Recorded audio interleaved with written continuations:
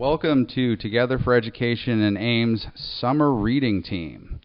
This summer we're going to be reading a number of academic papers and books and discussing the content with the goal of having a better understanding of what is influencing education in Iowa. So today I have with me Kira and Rich, and we are going to be discussing a paper published by the National Council of Teachers of English by a professor at Iowa State University named Jean Dykes. I think that is the correct pronunciation of her last name. The title of the paper is Unsettling the White Savior Narrative, Reading Huck Finn Through a Critical Race Theory / Critical Whiteness Studies Lens. We're going to start out with the fact that this was a research paper that worked with 11th grade students at a high school in the Midwest. They refer to it as Lakeside High. They had students first learn the core tenets of critical race theory and critical whiteness studies, which we'll go over in just a minute, and then apply those to Mark Twain's book, Huckleberry Finn. So I just had a question to start us off with. For a long time, we have heard that critical race theory is not taught in education. This was published in 2020. I think back at that time there was a lot of people saying that it's not taught in schools, And so if we could first help me to understand what is the difference between teaching the theory and implementing the theory in the education system or with students in a classroom? Yeah, great question.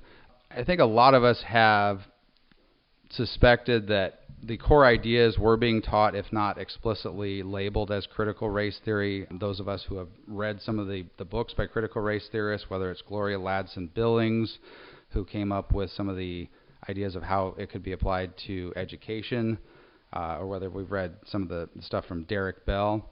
But I think in this case, it's quite obvious because it's said that the core ideas were taught as critical race theory to the students, and they explicitly said, here's what critical race theory says, here are 5 core tenets or beliefs of critical race theory, and now we want you to apply them to this book. Whereas if they weren't explicitly doing it, they might be teaching material that would give students the idea, for example, that the United States is a fundamentally, systemically racist country where certain people of different races are either advantaged or disadvantaged based on their race.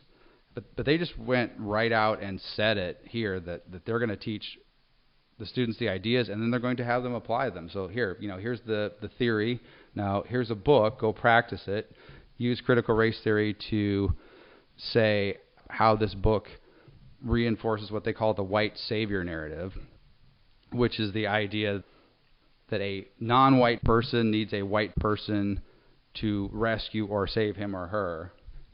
Okay, so that starts to answer specifically what exactly is being taught. So you're saying it's the 5 tenets of critical race theory are being taught specifically, and you listed off a few of those, that race and racism are endemic in the United States, and this is in the paper itself that it says this. The second tenet being that experiential knowledge of marginalized populations is valuable. The third being that whiteness functions as the ultimate property.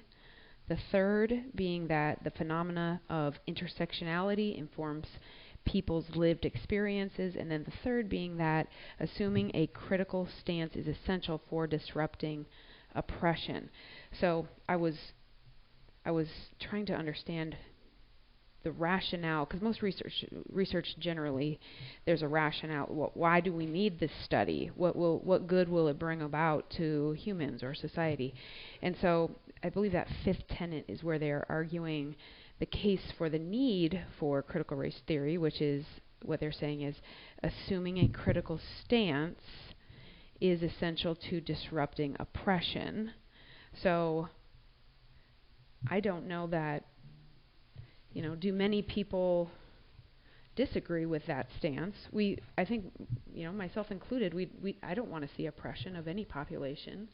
I don't think that that's where a lot of people disagree, but it's more of the tenets 1 through 5 where there appears to be more controversy, which some of these things I think would be helpful to go back and define a little bit of them.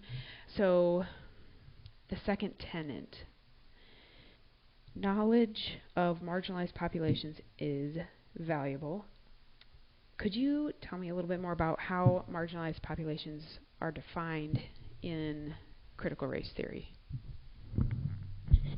Yeah, so this is actually all the critical theories. So critical race theory is one of the critical theories which came out of something called the Frankfurt School. And it was in Germany, and then those members of the school moved to the United States during World War II or just before World War II. Marginalized means that people have been pushed sort of to the margins of society, that they're not really considered important. And so you'll see in a lot of these things, they'll talk about centering something. So centering means that it's kind of at the center of attention. It's just things revolve around it. And so they'll say things like centering marginalized voices or marginalized perspectives. So I think that back in item 2 there, if I could see that for just a second. So the second tenet, the experiential knowledge of marginalized populations is valuable. So she kind of softens it a little bit here. What she's talking about is something called standpoint theory or standpoint epistemology. Epistemology is sort of how do you know something? How is knowledge discovered? And so the standpoint theory stuff, from what I understand, originally came from radical feminist theory. But the idea is that somebody who is marginalized has unique knowledge that somebody who isn't could not possibly have.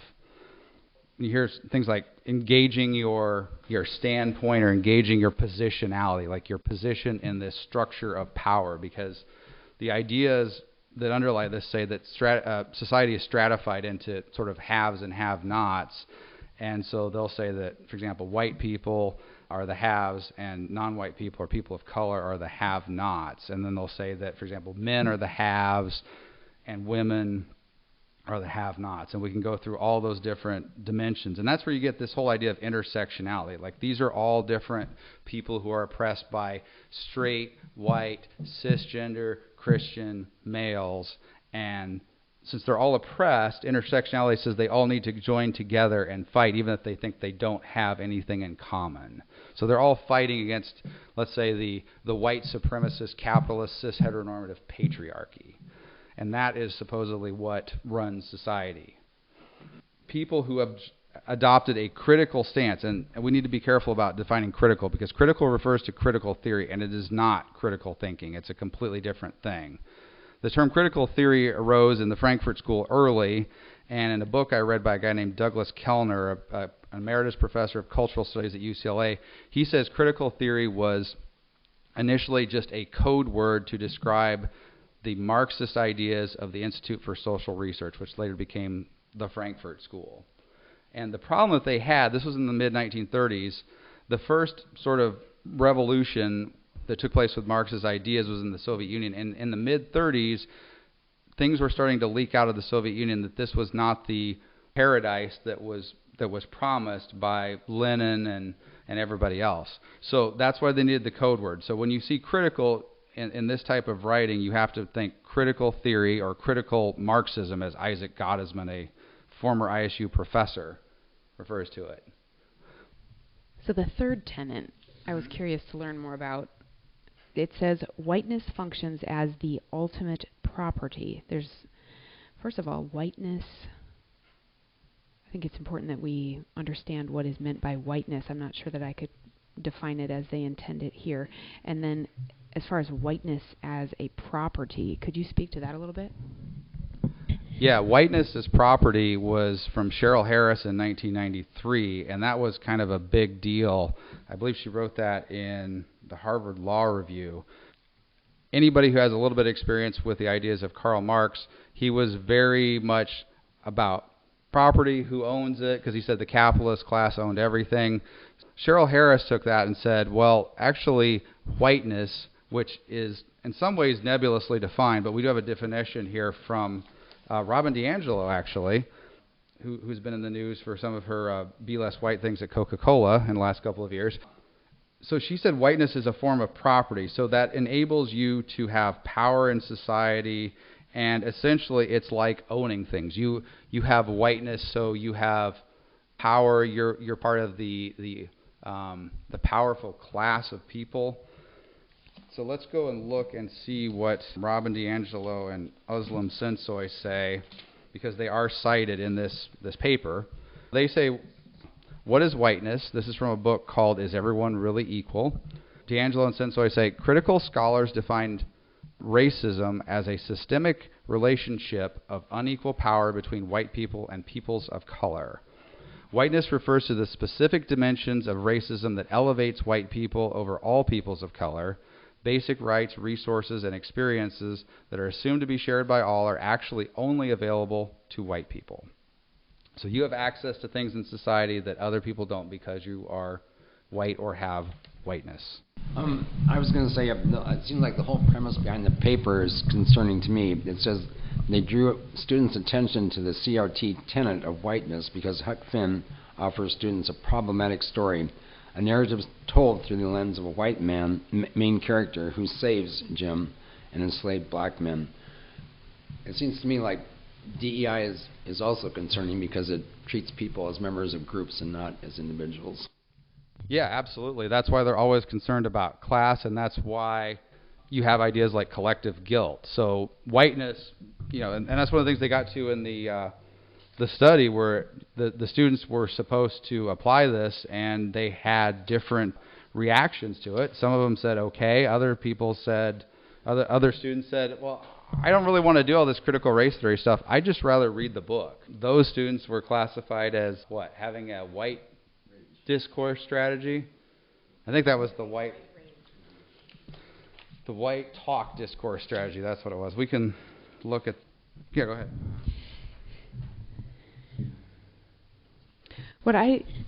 What caught my ear as you were talking through what exactly whiteness is you described how it's defined as having power in this property that gains you privileges. However, when you gave the example of Coca-Cola and the Be Less White campaign, and the way it's discussed in the context of this book and in this study and in the classroom, it appears that it's not a good thing, even though it's white power evidently, but it's a pejorative term. White, you don't want to be white. White is a bad thing. And then, as Rich was saying, one of the several concerns with describing one of the tenets here as basically trying to minimize whiteness is that all people of a particular class or of a particular demographic group have inherent characteristics that are evident just by virtue of their skin color or by virtue of their birth or being male or female or their orientation or what have you. And so those are the things that we've been trying to move away from for the last 50 years since the Civil Rights Act. And this is, as far as I can tell as I read this is in contrast with the Civil Rights Movement and the Civil Rights Act, in that this is taking those protected classes and giving characteristics in a way of treating people based on race and gender, etc., which leads us into what you were starting to get at, which is some of the students were expressing, you're saying, that they didn't want to participate in the way that this discussion was being led. Isn't that what you're saying? That they were saying, oh, okay, this discussion, I'm thinking, can we just read the book here? Is that what they're reporting that some of the students were saying?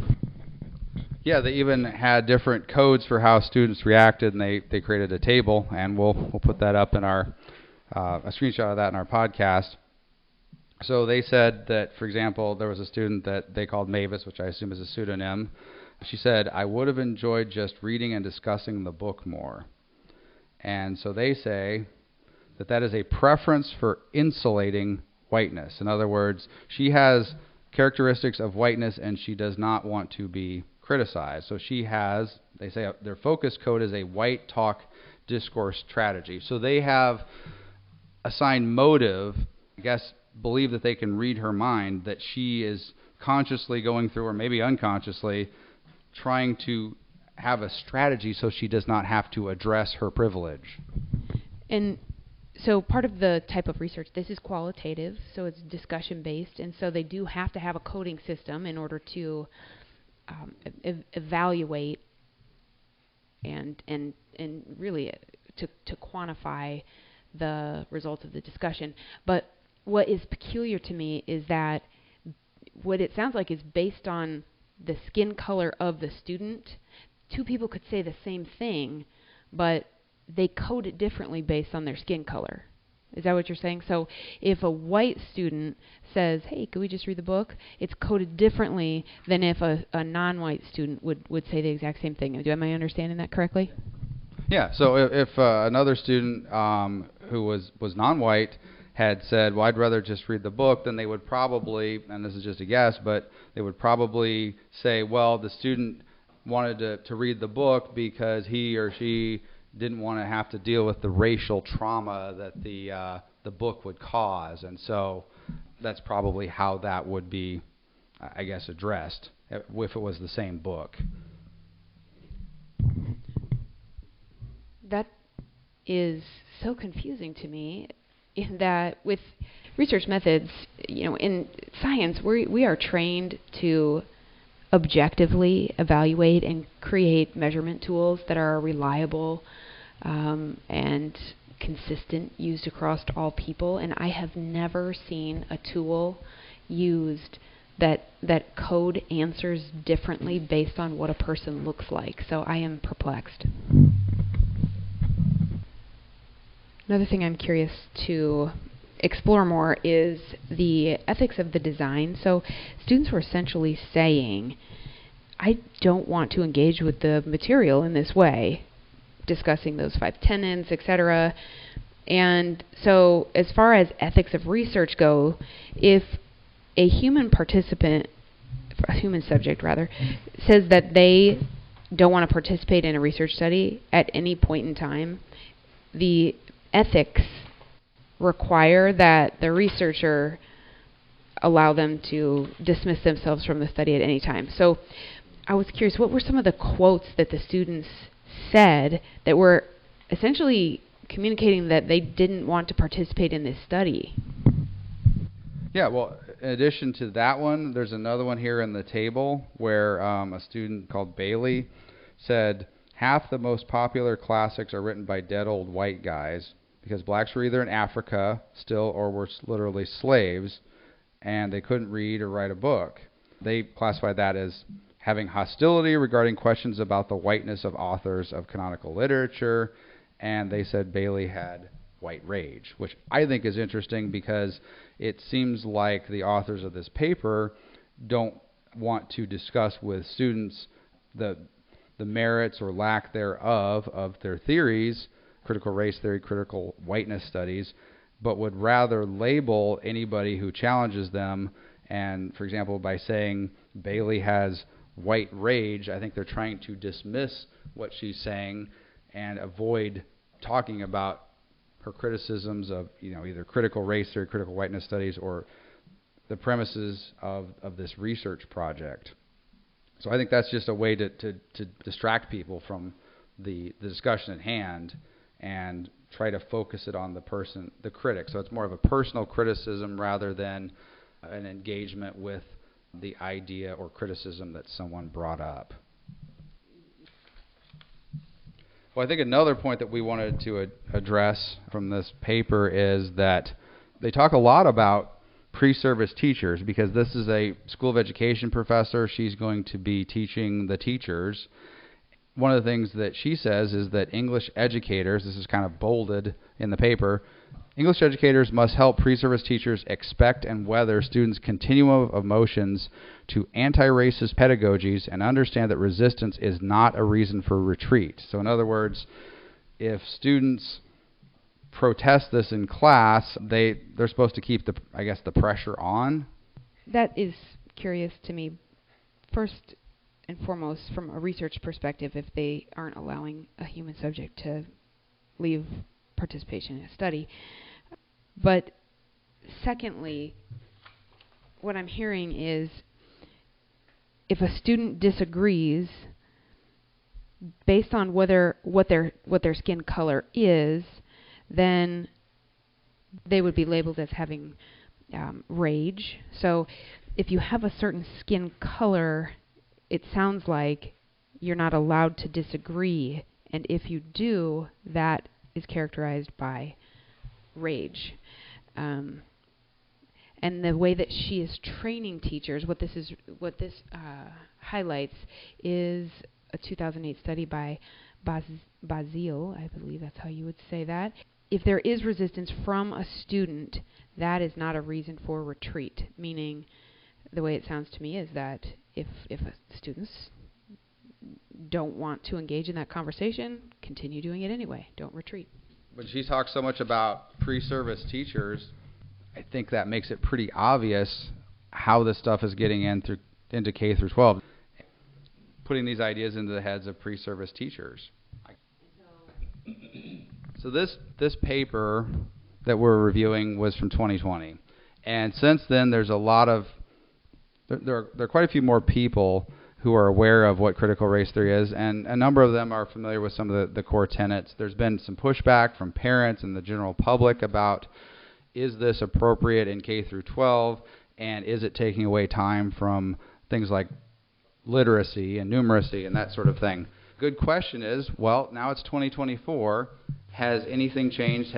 Have any of the people who have been pushing these ideas said, oh, well, maybe we should reconsider this stuff? Are they doing that? Are they kind of plowing full speed ahead? Or are they trying to go a little bit more subtle or underground in their approach? Well, we've got another paper from not a paper, but a column from the same professor, and it's called Staying Angry as Agency, Creating Space for English Language Arts Educators. It basically says that, well, she talks about this. She says, politicians are successfully galvanizing a pro-parent revolution that openly demonizes educators who are branded sinister teachers and radical Marxist maniacs, which she doesn't say that she's not a Marxist. So I would guess that we can probably conclude that she is. But she basically says in this paper that she and others are fans of the critical theories are just going to keep pushing ahead. They're going to get mad about it and they're going to push back. So it certainly hasn't changed her mind, and probably a lot of others of the same persuasion, because they think they are going to end all oppression. They might be a little more subtle about it, but I mean, she says here, when people vote for politicians who pass legislation that kind of curtails some of the more extreme ideas of critical race theory in the classroom, that actually that's a threat to democracy. People voting for people who will implement what they want is a threat to democracy. She also has a bit in here about anger as activism. If you read this, I sent this, but if you have comments on it, feel free to do that. Her other white savior paper here, she concludes saying, now is not the time to, quote, just read, end quote. Now is the time to commit to anti-racist pedagogies that name racism and defy whiteness. So again, it's that global conspiracy of white men. In her Getting Angry column, she says, many folks, that's spelled F-O-L-X, in leadership positions have touted a sort of under-the-radar pedagogy as the optimal instructional approach. Heads down, don't draw attention, avoid unnecessary risks. Stick to the requirements, stay neutral. But this weighted-out approach does not offer a solution or even a salve for educators. Indeed, this rhetoric implies that teachers should, at least ostensibly, distance commitments to giving all students the literary windows and mirrors they deserve. This well-intended messaging, with its undercurrent of helplessness, is almost as frustrating as the attacks themselves. Women who overwhelmingly make up the teaching force are often socialized into stifling their anger, while men showing their anger conveys power and leadership potential. The same behaviors from women are often seen as unpalatable, even unsavory, Anger is racialized too. Think, for instance, of the angry black men and angry black women tropes for which there are no counterparts in other racial groups. Didn't we just hear about the white rage? That's what she said in her paper, but she said there's no counterparts. I guess she forgot what she wrote 3 years ago. Anyway, demonstrations of anger often carry a negative connotation, but this thinking cuts short the possibilities that anger utilized productively affords. In her iconic book, Killing Rage, Ending Racism, Bell Hooks, that's her pen name, and by the way, Bell Hooks, her name is Gloria something really, but she insists on Bell and Hooks being spelled without capital letters. So Bell Hooks writes of the value of anger to inspire change around racism, sexism, and their intersection. Recent research has explored the value and potency of anger for promoting social activism and societal progress. Anger, as it turns out, can galvanize change. Okay, so these two papers together, what I'm hearing is she's encouraging women to be angry. She's encouraging anyone that's not white to be angry. But if someone is white and angry, then it's white rage. Maybe, but if you're an advocate for social justice and critical theory, then I think it's acceptable, because underlying all this is the politics. Nicole Hannah-Jones, who grew up in Waterloo, who wrote for New York Times Magazine, she famously tweeted and then later deleted it after a bunch of people had seen it, so it was too late. She said, "There's a difference between being racially black and politically black," implying that if you're a black person who doesn't share her political views, then you're not really a black person at all. I even read a book, I cannot remember which one it was, who said that there are some white people who are so into social justice and critical theory that they could be honorary black people, but I don't remember who wrote that. A lot of this, I think, is just a mask for extremist politics.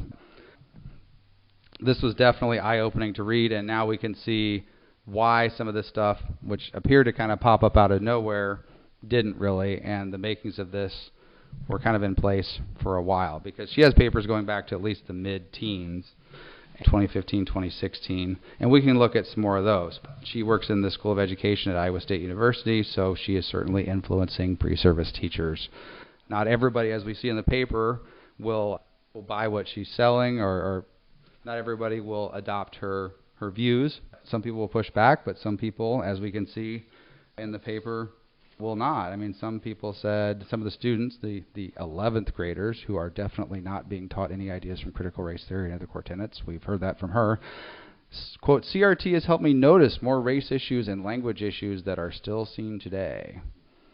Another one said, "The book is about racism, but now that I understand critical race theory, I notice small details I wouldn't have noticed." Those are classified. The codes are Noticing CRT CWS and Huck Finn, and the other one is Connecting CRT CWS to Social Worlds, because they want people to make a connection to their own lives.